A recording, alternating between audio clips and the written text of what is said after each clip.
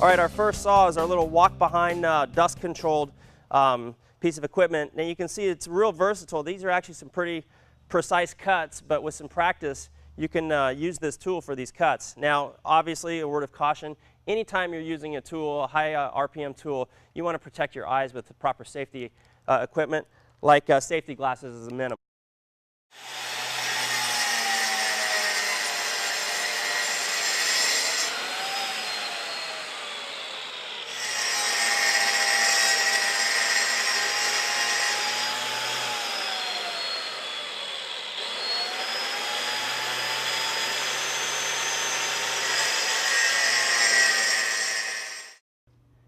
This is a great tool for cutting perfect circles every time. You can see Brad standing on top of the pivot point. We've established what our radius point is here. This has a pivot.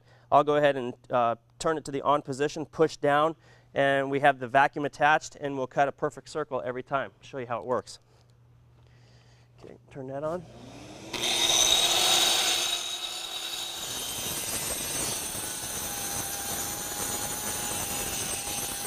We've cut our inner circle successfully, so now I want to cut the outer circle. So all I'm going to have to do is, while Brad is still standing on the pivot point, is just simply slide it out to where I want the radius here. And once I've established that, I'll go ahead and tighten them back up, and we'll do it one more time.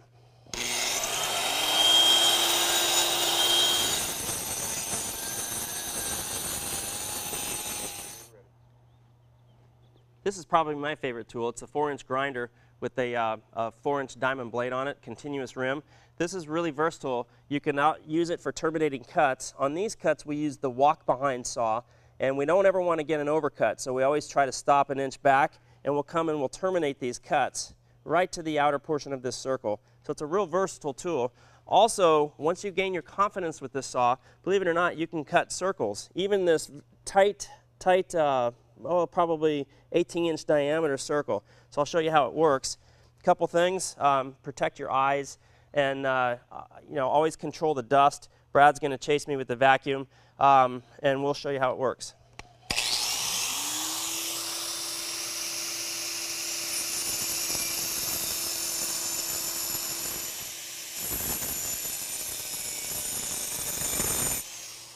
Well, there you have it. In about an hour's time, we chalked down a real simple design. We've demonstrated how some of the diamond tooling in the saws work, and we've got a nice medallion ready for the next step, which would be to wash it off, clean all of our footprints and the orange chalk off, and start with our coloring process, which could either be acid stains, water-based stains, or even dyes for that matter.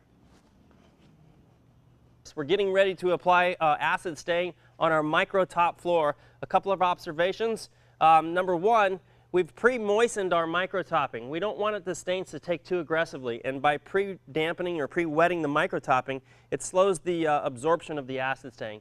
Another factor, we've diluted the stains down. Now this was only poured yesterday, so it's still curing out, and so we're about 4 parts water to 1 part acid stain.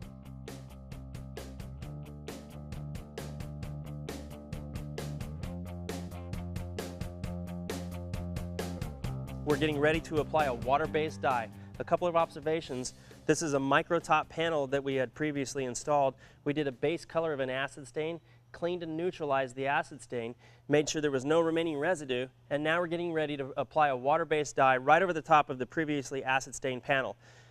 It's very important when you clean these panels, obviously you're using a lot of water, and the water gets down into the saw joints, and sometimes if you see it drying darker, like right here, for example, if you don't dry that out first with either a heat gun or a blow dryer or perhaps a leaf blower, the stains will actually dry much darker because there's a lot more moisture right there. Sometimes it's a nice effect, but you need to be made aware that make sure all of your joints are in fact dry prior to the staining process.